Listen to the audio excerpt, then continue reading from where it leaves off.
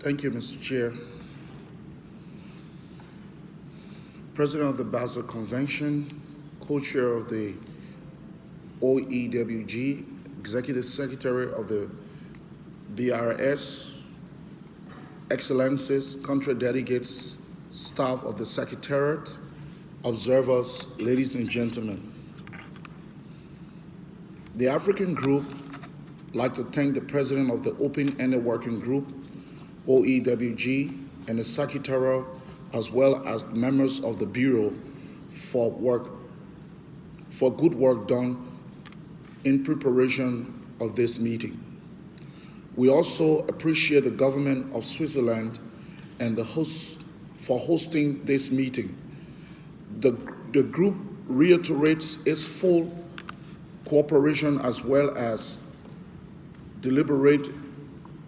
as we deliberate on taking forward the issue of waste on the global agenda for the protection of human health and the environment. Mr. President, the global progression in science, technology, and industrialization has resulted into the rise of activities which are hazardous and continue to cause harmful and sometimes irreparable damage to human health, marine life, and the ecosystem. Illegal trafficking of transboundary movement and waste from one country to another, in this particular case from industrialized country in the global north to developing countries in the global south, particularly Africa, is a situation known today as toxic colonialism, continues to be a great concern to the African group.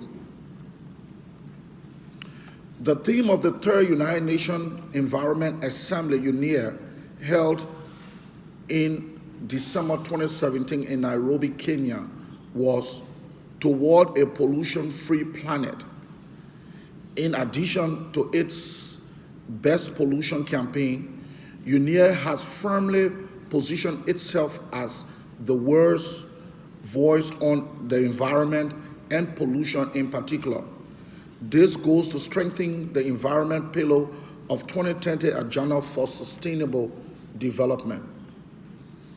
Mr. Chairman, the Conference of the Party to the Bamako Convention on Ban and the Import into Africa and the Control of Transboundary Movement and Management of Hazardous Waste within Africa, while celebrating its 20th year after entry into force of this convention this year, 2018, note that the